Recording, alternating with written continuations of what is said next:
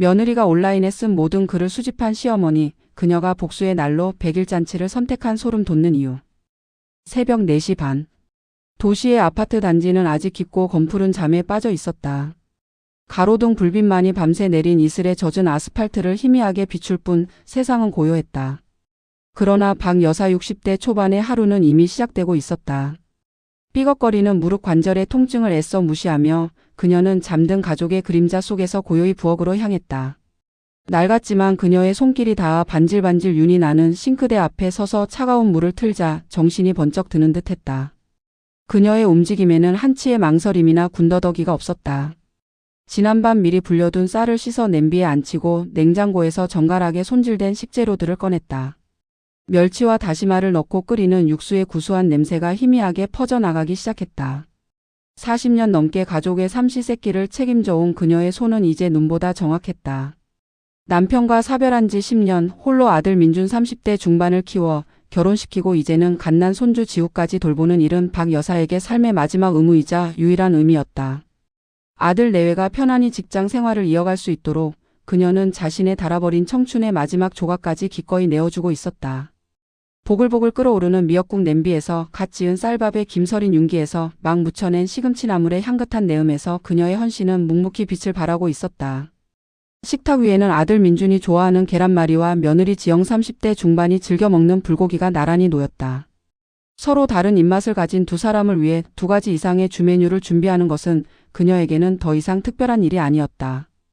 6시 반 알람 소리가 울리기도 전에 민준과 지영 부부가 방에서 나왔다. 민준은 아직 잠이 덜 깬 얼굴로 지영은 이미 가벼운 아침 화장을 마친 말끔한 얼굴로 식탁에 앉았다. 박 여사는 이미 따끈한 국과 밥을 그들 앞에 놓았다. 어머니 정말 죄송해요. 저희 때문에 매일 이렇게 일찍 일어나시고. 지영은 숟가락을 들며 과장된 목소리로 말했다. 그녀의 목소리에는 미안함보다는 형식적인 상냥함이 더 짙게 배어 있었다. 뭘 괜찮아. 젊은 사람들이 바쁘지 그럼. 많이 먹고 힘내서 일해야지. 박 여사는 흐뭇한 미소를 지으며 지영의 밥그릇에 불고기를 듬뿍 올려주었다.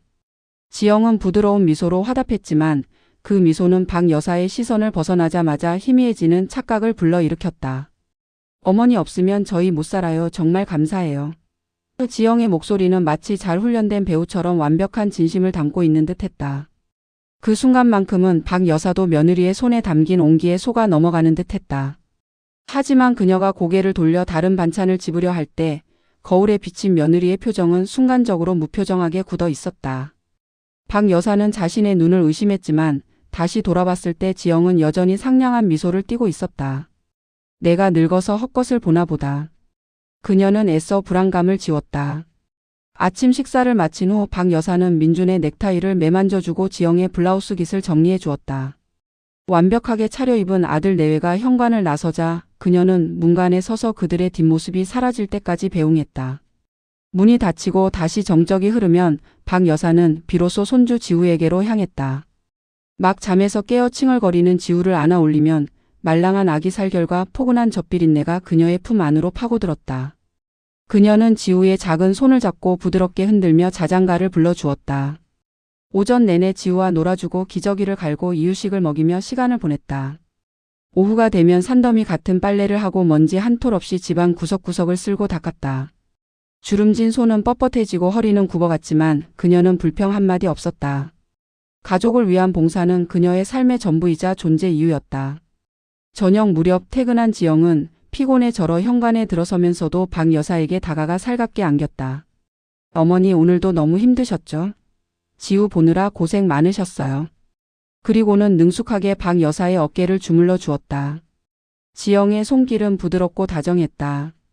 박 여사는 지영의 손길을 받으며 아니다. 내가 더 피곤하지. 고생 많았다. 하고 답했다. 그러나 그 손길에는 진심 어린 안말하기보다는 정해진 시간 동안 해야 할 의무를 다하는 듯한 기계적인 규칙성이 느껴졌다.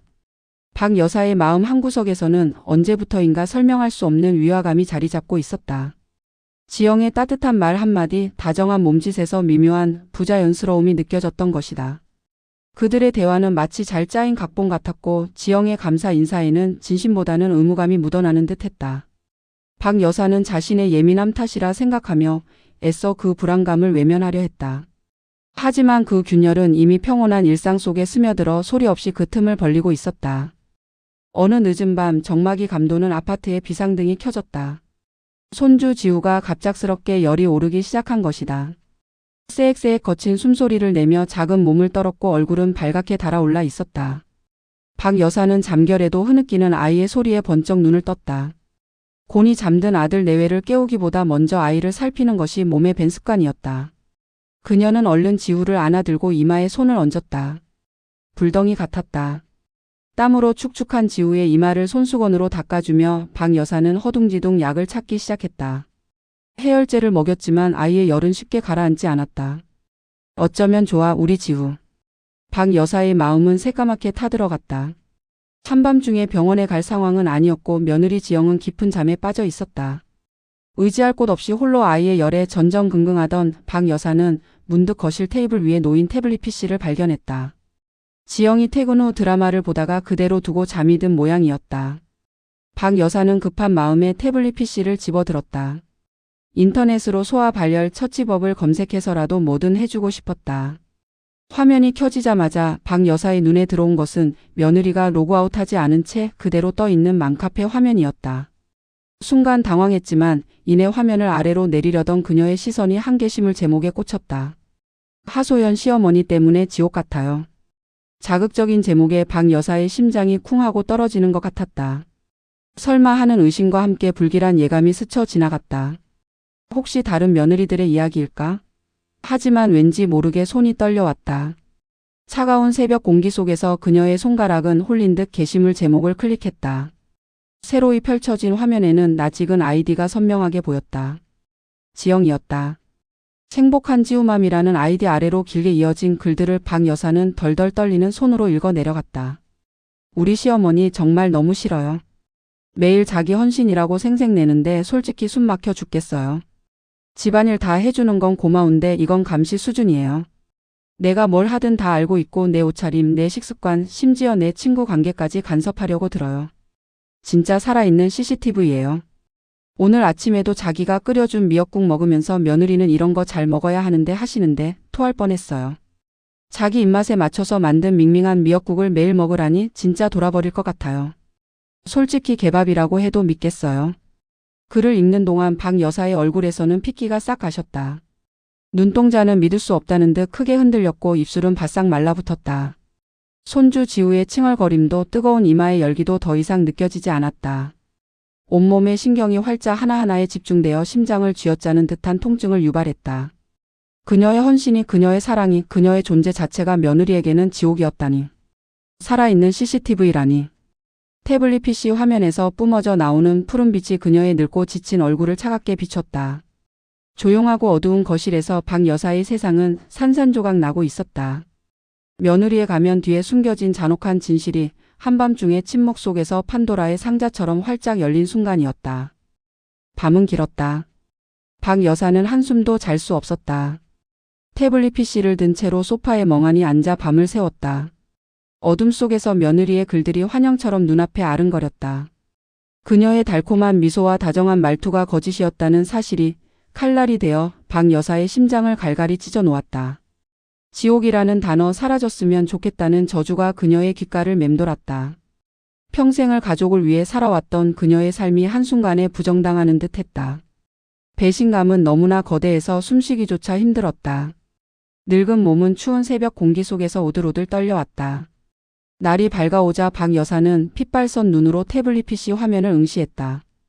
밤새 내린 눈물로 흐릿해진 시야였지만 그녀의 눈빛은 이전과는 확연히 달라져 있었다. 슬픔과 충격은 이제 차갑고 단단한 분노로 바뀌어 있었다. 박 여사는 며느리가 쓴 모든 글을 찾아 읽기 시작했다. 그녀의 아이디 행복한 지우맘으로 검색하니 지난 몇 달간 쉼없이 작성된 험담 글들이 쏟아져 나왔다. 8월 15일. 오늘 시모가 꽃무늬 몸빼바지를 입었는데 보는 내가 다 창피했다. 제발 밖에 좀 안 나갔으면 좋겠다. 무슨 할머니가 젊은 애들 사는 아파트에서 저러고 다니냐고. 9월 2일. 정성이라며 끓여준 미역국 짜고 비려서 개밥인 줄. 이걸 또 다 먹었다고 생색내는데 죽는 줄 알았다. 10월 10일. 아침부터 시모가 잔소리 시전. 내가 먹는 비빔밥에 나물 좀 작작 넣으라고. 자기 입맛대로 음식 해놓고 먹지도 못하게 한다. 진짜 스트레스. 11월 20일. 퇴근하고 왔는데 시모가 내 방 옷 정리해놨다. 누가 건드리는 거 진짜 싫은데. 이게 다 애정이라고 포장하는데 토악질 나온다. 나도 내 공간이 필요하다고. 12월 1일. 시모가 오늘 김장했다고 옆집 아줌마들 불러서 온 집안에서 수다 떨고 시끄러워 죽는 줄. 남편은 엄마가 힘드니까 이해해줘 하는데 내가 왜 이해해야 하는데? 내 집에서 왜 내가 스트레스 받아야 하는데? 하나하나 읽을 때마다 박 여사의 가슴은 무너져 내렸다. 그녀의 일거수일투족이 조롱의 대상이 되었고 그녀의 정성은 개밥으로 비하되었으며 그녀의 존재 자체는 저주의 대상이었다. 자신이 사랑하고 헌신했던 며느리가 뒤에서는 이렇게 잔인한 칼날을 휘두르고 있었다는 사실에 박 여사는 피를 토하는 심정이었다. 손이 덜덜 떨렸지만 박 여사는 이를 악물었다. 그녀의 눈에서는 더 이상 슬픔의 눈물이 아닌 분노와 결의의 눈물이 흘러내렸다. 그녀는 서랍 깊숙이 넣어두었던 낡은 수첩을 꺼냈다. 30년 넘게 가계부를 쓰고 중요한 약속들을 기록해오던 세월의 흔적이 고스란히 묻어나는 수첩이었다. 그리고는 태블릿 PC 화면에 나타난 지영의 글들을 날짜와 내용까지 한 글자 한 글자 틀리지 않게 정성스럽게 옮겨 적기 시작했다. 8월 15일. 꽃무늬 몸빼 바지 조롱. 젊은 애들 사는 아파트에서 할머니가 저러고 다니냐고. 9월 2일. 미역국 개밥인 줄. 10월 10일. 비빔밥 나물 양 간섭 조롱. 11월 20일. 내 방 옷 정리 토악질 나온다. 12월 1일. 김장 옆집 아줌마들 불러 시끄럽다며 내 집에서 스트레스. 12월 4일. 오늘 새벽 시어머니는 살아있는 CCTV 숨막히는 지옥. 제발 사라져 줬으면 좋겠다. 한자 한자 옮겨 적을 때마다 그녀의 심장은 단단한 돌처럼 굳어갔다. 이건 단순한 기록이 아니었다. 지난 세월의 헌신과 맞바꾼 배신에 대한 증거였다. 며느리의 이중적인 가면을 벗겨낼 서늘한 복수를 위한 준비 과정이었다. 그녀의 낡은 수첩은 이제 분노와 결의가 새겨진 복수의 서약서가 되었다. 그 밤 박 여사는 태어나서 처음으로 누군가를 향한 깊은 증오와 함께 지독한 복수를 다짐했다. 겉으로는 평온한 일상이 시작될 테지만 박 여사의 마음속에는 이미 거대한 폭풍이 일고 있었다. 새로운 아침이 밝았다. 그러나 박 여사의 마음속은 전과 같지 않았다. 그녀의 얼굴에는 여전히 부드러운 미소가 걸려 있었지만 그 미소는 차가운 얼음처럼 투명하고 단단했다. 복수를 결심한 박 여사는 이전과 다름없이 헌신적인 시어머니의 역할을 수행했다. 아니 오히려 더욱 완벽하게 그 역할을 해냈다. 아침 식사는 더욱 정갈해졌고 손주 지우를 돌보는 손길은 더없이 자상했으며 집안일은 한치의 흐트러짐도 없었다. 그녀는 이제 모든 것을 의도적으로 계산적으로 움직였다. 며느리 지영의 잔혹한 글들을 기억하며 박 여사는 그 모든 헌신을 복수의 칼날을 갈고 닦는 과정으로 여겼다. 지영은 박 여사의 달라진 기색을 전혀 눈치채지 못했다. 오히려 박 여사가 평소보다 더 세심하게 자신을 보살피는 것에 만족하는 듯 했다. 그녀는 여전히 맘카페에 시어머니 험담 글을 올리며 스트레스를 풀고 있었다. 시어머니가 오늘 김치찌개 끓여줬는데 자기 입맛대로 해놓고는 영양을 생각해서 이렇게 해야 한다고 잔소리. 솔직히 이젠 그 냄새만 맡아도 머리가 지끈거려요. 비위 상해 죽겠어요.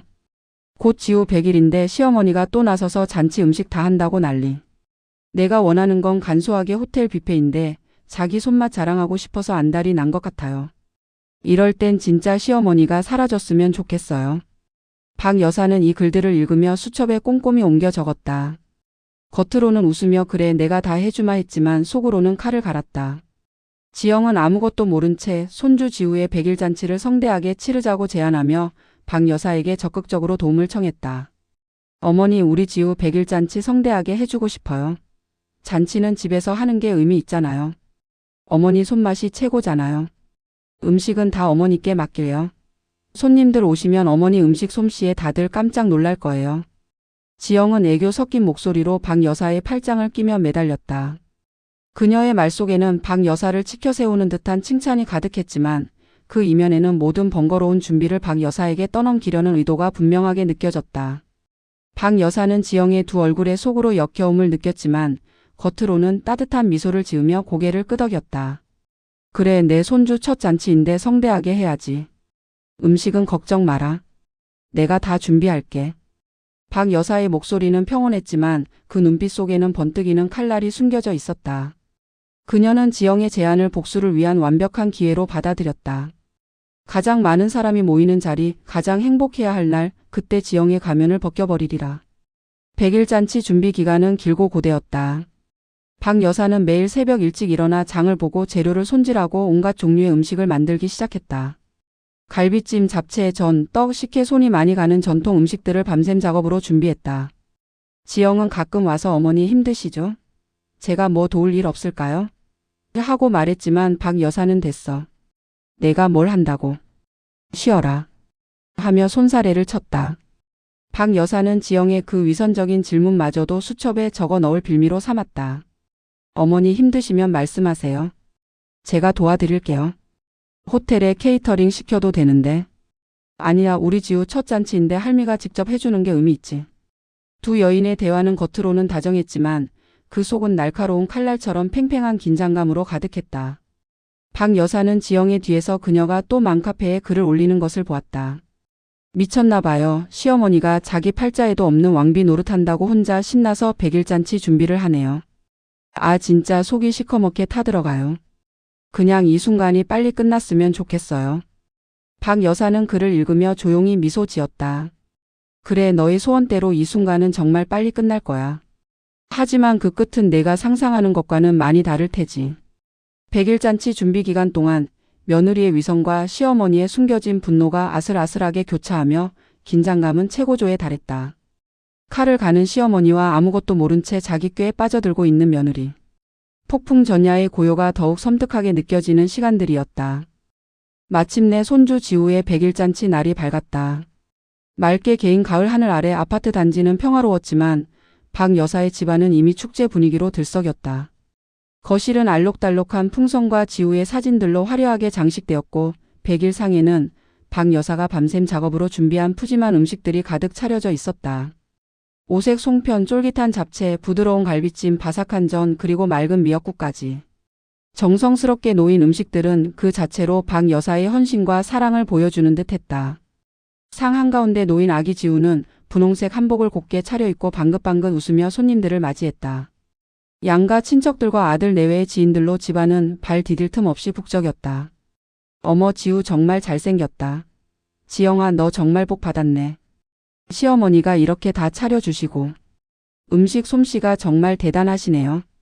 잔치집이 아니라 고급 한정식집 같아요. 하객들의 칭찬과 축하가 끊이지 않았다. 모두가 행복한 웃음을 터뜨리며 덕담을 나누는 화기애애한 분위기였다. 며느리 지영은 화려한 한복을 차려입고 잔치의 주인공 엄마로서 하객들의 축하와 칭찬을 한 몸에 받았다. 그녀의 얼굴에는 행복감과 만족감이 가득했다.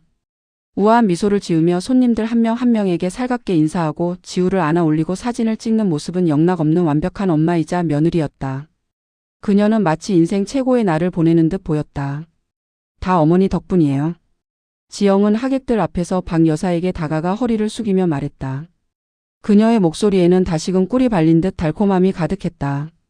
사람들의 시선이 모두 자신들에게 쏠려 있음을 알고 지영은 박 여사의 손을 부드럽게 잡으며 고마움을 표했다. 박 여사는 그런 지영의 모습을 말없이 바라보았다. 그녀의 얼굴에는 잔잔한 미소가 피어 있었지만 그 미소는 깊은 의미를 담고 있었다.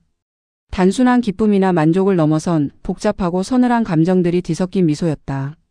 마치 거대한 폭풍을 앞둔 바다의 고요함처럼 박 여사의 눈빛은 모든 것을 꿰뚫어 보는 듯 차분했다. 그녀의 시선은 지영의 완벽한 가면 뒤에 숨겨진 또 다른 얼굴을 향해 있었다. 잔치상에 차려진 음식을 보며 개밥이라 조롱하고 자신의 헌신을 숨막히는 감시라 비하했던 며느리. 박 여사는 그녀의 머릿속에 각인된 며느리의 모든 악담들을 떠올렸다. 그리고 지금 이 화려하고 축복받아야 할 자리에서 그 모든 진실이 폭발할 순간을 기다리고 있었다. 따뜻한 조명 아래 반짝이는 지우의 100일상은 곧 피로 물들 잔혹한 재단처럼 느껴졌다. 잔치의 흥겨움 속에서 박 여사의 심장은 고요하고도 단호하게 박동하고 있었다. 운명의 날 화려한 100일 잔치에 막이 올랐지만 박 여사는 이미 이 막의 끝이 어떤 비극으로 치달을지 정확히 알고 있었다. 잔치 분위기가 무르익을 무렵 사회를 보던 아들 민준이 마이크를 잡고 단상에 올랐다. 그는 환한 미소로 하객들에게 감사 인사를 전하며 말했다. 오늘 이렇게 귀한 걸음 해주신 모든 분들께 진심으로 감사드립니다. 그리고 무엇보다 저희가 맞벌이라 지우를 잘 돌보지 못하는데도 밤낮 없이 고생해 주시는 저희 어머니께 진심으로 감사하다는 말씀 드리고 싶습니다. 어머니의 헌신과 사랑이 없었다면 오늘의 이 행복한 자리는 있을 수 없었을 겁니다. 민주는 따뜻한 눈빛으로 박 여사를 바라보았다. 하객들은 박수를 보냈고 박 여사는 아들의 진심이 담긴 말에 잠시 코끝이 찡해지는 것을 느꼈다. 하지만 이내 그녀는 마음을 다잡았다. 아들이 박 여사를 향해 마이크를 내밀며 덧붙였다. 어머니, 이 기쁜 날 오셔서 축하해 주신 분들께 짧게 감사 인사 한 말씀 부탁드립니다. 박 여사는 고요한 미소를 지으며 자리에서 일어났다. 그녀는 한치의 망설임도 없이 단상으로 향했다. 발걸음은 평소보다 더욱 또렷하고 단호하게 느껴졌다. 단상에 선 박 여사는 마이크를 잡고 하객들을 천천히 둘러보았다. 그녀의 시선은 며느리 지영에게 잠시 머물렀다. 지영은 여전히 해맑은 미소로 시어머니를 바라보고 있었다. 오늘 이렇게 귀한 걸음 해주신 모든 분들께 진심으로 감사드립니다. 부족한 솜씨지만 제가 직접 준비한 음식들 맛있게 드셔주셔서 감사하고요. 박 여사는 차분하고 담담한 목소리로 말을 이어갔다. 하객들은 그녀의 진심 어린 감사에 다시 박수를 보냈다. 그때 박 여사는 품 안에서 낡은 수첩 한 권을 꺼내 들었다. 세월의 흔적이 고스란히 묻어나는 갈색 수첩이었다. 수첩을 든 그녀의 손은 떨림 없이 경고했다. 그리고 오늘 이 기쁜 날 저를 위해 우리 착한 며느리가 써준 고마운 편지를 여러분 앞에서 읽어볼까 합니다. 박 여사의 이 말에 장내에는 순간 웅성거림이 일었다. 하객들은 의아한 표정으로 서로를 바라보았다. 시어머니가 며느리의 편지를 읽는다고? 흔치 않은 상황에 호기심 어린 시선이 쏟아졌다. 일부 하객들은 어머 지영씨 정말 살갑네요. 요즘 세상에 이런 며느리가 어딨어. 라며 박수를 쳤다. 며느리 지영의 얼굴에는 당황한 기색이 스쳤지만 이내 애써 미소를 지었다. 편지라니? 내가 어머니한테 무슨 편지를. 그녀는 고개를 갸웃거렸지만 이내 혹시 시어머니가 감동해서 나한테 깜짝 이벤트를 해주시려는 건가? 하고 어림짐작했다. 어쩌면 자신이 쓴 고맙다는 립서비스를 편지로 착각하신 것일 수도 있겠다 싶었다. 아들 민준 역시 영문을 모른 채 흐뭇한 미소로 어머니를 바라보았다. 그의 눈에는 어머니의 따뜻한 마음과 며느리를 향한 깊은 애정이 읽혔다. 누구도 이 순간의 의미를 정확히 알지 못했다. 박 여사는 낡은 수첩을 천천히 펼쳤다. 수첩 안에는 빽빽하게 하지만 단정하게 쓰인 글자들이 가득했다. 그녀는 마이크를 가까이 대고 흔들림 없는 목소리로 첫 페이지를 읽어 내려갈 준비를 했다. 잔치집에 시끌벅적했던 소음은 거짓말처럼 줄어들었고 모든 시선과 귀는 박 여사의 입술에 집중되었다. 폭풍 전의 고요함이 잔치집에 서서히 내려앉고 있었다. 박 여사는 수첩을 펼쳐 들고 잠시 숨을 골랐다. 그녀의 눈빛은 흔들림 없이 차분했지만 그 속에는 폭풍이 몰아치고 있었다. 단상 아래에 앉아있는 며느리 지영의 얼굴은 여전히 호기심과 약간의 당황스러움이 뒤섞인 표정이었다. 박 여사는 담담하지만 또렷한 목소리로 수첩에 적힌 첫 줄을 읽어 내려가기 시작했다. 2025년 8월 15일. 오늘 시모가 꽃무늬 몸빼바지를 입었는데 보는 내가 다 창피했다. 제발 밖에 좀 안 나갔으면 좋겠다. 무슨 할머니가 젊은 애들 사는 아파트에서 저러고 다니냐고. 박 여사의 말이 끝나자마자 잔치집은 순간 정적에 휩싸였다. 젓가락을 들고 있던 사람들은 동작을 멈췄고 이야기꽃을 피우던 사람들은 입을 다물었다. 지영의 얼굴에서 핏기가 싹 가셨다. 그녀의 눈동자는 공포에 질린 듯 크게 흔들렸고 입술은 바싹 말라붙었다. 설마 하는 불길한 예감이 온몸을 휘감았다. 아들 민준 또한 어머니의 입에서 나오는 뜻밖의 내용에 의아한 표정으로 어머니와 아내를 번갈아 쳐다보았다. 하지만 박 여사는 멈추지 않았다. 그녀의 목소리는 한결같이 차분하고 또렷했다. 오히려 이전보다 더욱 선명하게 들리는 듯했다. 다음은 9월 2일. 정성이라며 끓여준 미역국 짜고 비려서 개밥인 줄. 이걸 또 다 먹었다고 생색내는데 죽는 줄 알았다. 이번에는 여기저기서 웅성거림이 터져 나왔다. 하객들의 얼굴에는 당황스러움과 함께 경악하는 표정이 역력했다. 지영은 입을 틀어막았다. 손이 덜덜 떨려왔다. 그녀가 맘카페에 익명으로 썼던 글들이 지금 이 자리에서 시어머니의 입을 통해 공개되고 있다는 사실을 믿을 수가 없었다. 10월 10일. 아침부터 시모가 잔소리 시전. 내가 먹는 비빔밥에 나물 좀 작작 넣으라고. 자기 입맛대로 음식 해놓고 먹지도 못하게 한다. 진짜 스트레스. 11월 20일. 퇴근하고 왔는데 시모가 내 방 옷 정리해놨다. 누가 건드리는 거 진짜 싫은데. 이게 다 애정이라고 포장하는데 토악질 나온다. 나도 내 공간이 필요하다고. 글이 하나씩 낭독될 때마다 지영의 얼굴은 더욱 새하얗게 질려갔다. 그녀는 자리에서 벌떡 일어나려는 듯 몸을 들썩였지만 이내 다리에 힘이 풀린 듯 주저앉았다. 옆에 앉아있던 민주는 아내의 어깨를 잡으며 무슨 일이냐고 속삭였지만 지영은 아무 말도 할 수 없었다. 그녀의 눈빛은 이미 절망으로 가득 차 있었다. 친정 식구들은 충격에 빠져 고개를 숙였고 시댁 식구들은 분노와 배신감에 휩싸여 지영을 노려보기 시작했다. 박 여사는 아무런 감정의 동요도 없이 마치 대본을 읽는 배우처럼 담담하게 며느리의 잔인한 본심을 폭로해 나갔다. 12월 1일.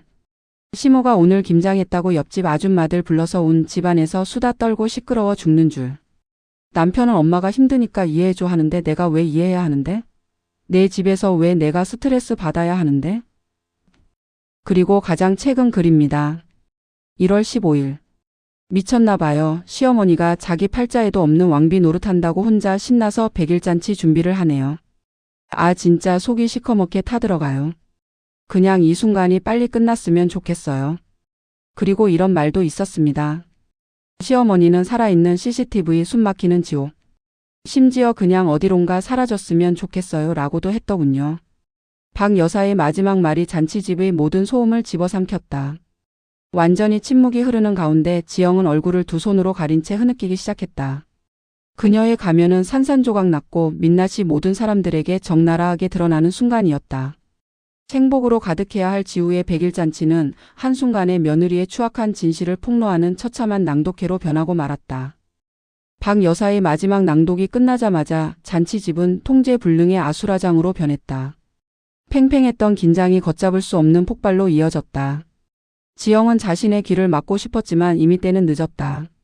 그녀의 얼굴은 불그락푸르락 변하더니 이내 잿빛으로 굳어버렸다. 세상이 무너지는 듯한 충격과 수치심이 그녀의 온몸을 덮쳤다. 지영은 휘청거리며 다리가 풀려 바닥에 주저앉았다. 가장 충격을 받은 것은 아들 민준이었다. 그는 어머니가 낭독한 글들의 내용 하나하나가 자신의 아내 지영의 입에서 나온 말이라는 것을 알게 되자 그 자리에서 얼어붙었다. 착하고 헌신적인 어머니 그리고 사랑스럽고 완벽한 아내. 그 두 인물이 한순간에 산산조각 나는 고통을 그는 감당할 수 없었다. 엄마 지영아 이게 다 무슨 소리야? 민주는 떨리는 목소리로 겨우 말을 이었지만 그의 질문은 허공에 흩어질 뿐이었다. 그의 눈은 경악과 배신감 그리고 이루 말할 수 없는 고통으로 가득 차 있었다. 친정 식구들은 얼굴을 들지 못했다. 지영의 어머니는 딸의 만행에 경악하여 울음을 터뜨렸고 아버지는 사돈댁에게 연신 고개를 숙이며 죄송하다는 말을 반복했다. 시댁 식구들의 분노는 폭발적이었다. 저런 못된 며느리 같으니라고. 감히 시어머니를 저렇게 모욕하다니. 어머니께 어떻게 저럴 수가 있어. 곳곳에서 격앙된 목소리가 터져 나왔다. 궁지에 몰린 지영은 무릎을 꿇고 박 여사에게 기어갔다. 그녀의 눈에서는 뜨거운 눈물이 쏟아져 내렸다. 어머니 잘못했어요. 제발 제가 정말 잘못했어요. 용서해 주세요. 한 번만 용서해 주세요. 지영은 박 여사의 치마 자락을 붙잡고 매달렸다. 그녀의 목소리는 울음과 흐느낌으로 뒤섞여 알아듣기 어려웠다. 하지만 박 여사는 싸늘한 눈으로 그녀를 내려다볼 뿐이었다. 그녀의 얼굴에는 어떤 감정도 읽을 수 없었다. 지난 몇 달간 그녀의 가슴을 짓눌렀던 고통과 분노는 이 순간 모든 것을 폭로하는 것으로 해소된 듯했다. 더 이상 지영의 거짓된 모습에 속아 넘어가지 않을 것이라는 단호함이 그녀의 눈빛에 서려 있었다. 하객들은 더 이상 이 아수라장을 지켜보고 있을 수 없었다. 여기저기서 아이고 혀를 찰 일이냈지 저러니 집안이 망하는 거지 하는 수군거림이 들려왔다. 화려하게 차려졌던 백일상은 이제 차갑게 식어가고 있었다. 손님들은 황급히 자리를 뜨기 시작했다.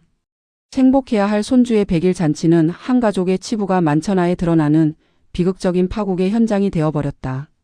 집안은 순식간에 텅 비어갔다. 북적였던 공간에는 비난과 슬픔 그리고 배신감만이 가득했다. 민주는 넋이 나간 채 바닥에 앉아 있었고 지영은 박 여사의 발밑에서 통곡하고 있었다. 박 여사는 이 모든 소음 속에서 고요한 폭풍의 눈처럼 서 있었다. 그녀의 복수는 완벽하게 이루어졌다. 이제 남은 것은 마지막 매듭을 짓는 일뿐이었다. 잔칫집이 텅 비고 아수라장이었던 공간에 정적이 찾아왔다. 박 여사는 여전히 단상 앞에 서 있었고 지영은 그 발밑에 무릎 꿇고 흐느끼고 있었다. 민주는 넋이 나간 채 멀찍이 떨어져 앉아 있었다. 박 여사는 낡은 수첩을 닫고 그 어떤 감정도 섞이지 않은 차가운 눈으로 지영을 내려다보았다. 내가 그토록 원하던 대로 이 지옥에서 내가 나가주마. 그녀의 목소리는 잔인할 정도로 또렷했다. 지옥이라는 단어는 이 모든 비극의 시작이자 끝을 의미하는 듯했다. 지영이 자신을 지옥으로 여겼듯 박 여사 역시 이 집을 지옥으로 여기게 된 것이다. 박 여사는 천천히 몸을 돌려 거실 한쪽에 놓여 있던 작은 짐 가방을 들었다. 예상치 못한 박 여사의 행동에 민주는 그제야 정신이 번쩍 든 듯 일어섰다. 엄마 지금 이게 무슨 말이야? 어디 가려고 그래? 그의 목소리에는 두려움과 절박함이 뒤섞여 있었다. 박 여사는 민준을 돌아보았다. 이제부터 내 아들은 내 손으로 직접 키워보거라. 내가 선택한 여자와 함께. 그녀의 말은 단호했다. 더 이상 자신은 이 집에서 할 역할이 없다는 선언이었다. 어머니, 안 돼요. 어머니 제발 가지 마세요. 잘못했어요. 제가 죽을 죄를 지었습니다. 지영은 박 여사의 다리를 붙잡고 울부짖었다. 그녀의 얼굴은 눈물과 콧물로 범벅이 되었고 한복은 흐트러져 있었다. 그녀는 비로소 박 여사가 떠나는 것이 어떤 의미인지 깨달은 듯했다. 박 여사의 헌신이 사라진 자신의 삶이 얼마나 끔찍할지 본능적으로 느끼는 절규였다. 민준 역시 어머니의 앞을 막아섰다. 엄마 제발 지영이가 잘못했어. 내가 잘 가르칠게. 내가 다 잘할게. 엄마 없으면 안 돼. 지우는 누가 봐줘? 민준의 목소리에는 간절함이 가득했다. 어머니의 존재가 자신들의 삶에 얼마나 큰 비중을 차지하고 있었는지 그제야 깨닫는 어리석은 아들의 모습이었다. 하지만 박 여사는 단 한 번도 뒤돌아보지 않았다. 그녀의 눈에는 흔들림이 없었다. 그녀는 지영의 손을 뿌리치고 민준의 어깨를 밀쳐냈다. 이만 감아. 현관문이 열리고 박 여사는 마지막으로 집안을 한번 둘러보았다. 이 집에서 보낸 수십 년의 세월 아들을 키우고 손주를 돌보며 헌신했던 지난 날들이 스쳐 지나갔다. 하지만 그 모든 추억은 며느리의 잔인한 말들로 더럽혀져 있었다. 그녀는 미련 없이 문을 나섰다. 박 여사의 발걸음은 더없이 단호하고 후련해 보였다. 그녀의 뒷모습은 한 줌의 미련도 남기지 않은 채 멀어져 갔다. 지영의 울부짖음과 민준의 절규가 닫힌 문 안에서 메아리쳤지만 박 여사의 귀에는 더 이상 아무것도 들리지 않았다. 그녀는 길고 길었던 지옥에서 마침내 벗어나고 있었다. 그제야 그녀의 얼굴에는 진짜 평온이 찾아든 듯했다. 박 여사가 떠난 후 지영에게는 진짜 지옥이 시작되었다. 화려했던 100일 잔치는 가족과 지인들의 수군거림과 비난 속에서 악몽 같은 기억으로 남았다. 맘카페에 썼던 글들이 만천하에 공개되면서 지영의 온라인 활동은 물론 그녀의 사회생활까지도 큰 타격을 입었다. 동료들의 싸늘한 시선과 친구들의 외면은 그녀를 더욱 고립시켰다. 무엇보다 가장 큰 충격은 남편 민준의 변화였다. 그는 아내 지영에게 극심한 실망과 배신감을 느꼈다. 며칠 밤낮을 괴로워하며 잠 못 이루던 민준은 결국 지영에게 차갑게 선언했다. 당신이 어머니께 한 짓은 용서할 수 없어. 우리 당분간 각자 지내자. 민준의 신뢰는 산산조각 났고 두 사람의 관계는 회복 불능의 상태로 치달았다. 그는 지영을 냉대했고 두 사람의 대화는 최소한의 것 외에는 사라졌다. 지영은 이제 홀로 회사 생활과 육아 살림을 모두 떠맡게 되었다. 이른 새벽부터 일어나 아침밥을 준비하고 출근 전 지우를 어린이집에 맡기고 퇴근 후에는 아이를 찾아와 지친 몸으로 저녁을 준비했다. 늘 깨끗했던 집은 쓰레기와 빨래가 쌓여가며 엉망이 되었다. 손주를 돌보며 밤새 마는 것은 물론 삼시세끼 맛있는 음식을 차려주던 박 여사의 빈자리는 너무나 컸다. 밤늦게까지 홀로 밀린 집안일을 하다가 침대에 쓰러지면 그녀의 눈에서는 뜨거운 눈물이 쏟아져 내렸다. 매일 아침 아이를 어린이집에 맡기러 가는 길에 지영은 비틀거렸다. 무거운 아기 가방, 칭얼거리는 아이, 그리고 출근길의 만원 버스. 이 모든 고단함 속에서 그녀는 비로소 자신이 누렸던 모든 평온과 편안함이 시어머니 박 여사의 헌신 덕분이었음을 뼈저리게 깨달았다. 살아있는 CCTV라고 조롱했던 시어머니의 존재가 사실은 자신의 삶을 지탱하는 가장 든든한 버팀목이었던 것이다. 어느 날 밤 지우가 새벽에 열이 나기 시작했다. 박 여사가 떠난 후 처음 겪는 상황이었다. 지영은 당황하여 비상약통을 뒤졌지만 아기 해열제는 보이지 않았다. 불안감과 초조함에 심장이 쿵쾅거렸다. 예전 같으면 박 여사가 조용히 일어나 능숙하게 아이를 돌봤을 테지만 이제는 모든 것이 지영의 몫이었다. 그녀는 아이를 안고 땀범벅이 된 채 밤새도록 병원을 찾아 헤매야 했다. 그녀가 맘카페에 썼던 험담들이 마치 부메랑처럼 그녀 자신에게 돌아오는 비극적인 결말이었다. 시어머니가 사라져줬으면 좋겠다고 저주했던 그녀의 소원은 이루어졌지만 그 대가는 너무나 가혹했다. 지옥은 시어머니가 떠난 후가 아니라 시어머니가 떠난 바로 그 집에 있었다. 그녀가 만든 지옥이었다. 엉망이 된 집에서 홀로 우는 아이를 달래며 절망에 빠진 지영의 모습은 처량하기 그지없었다.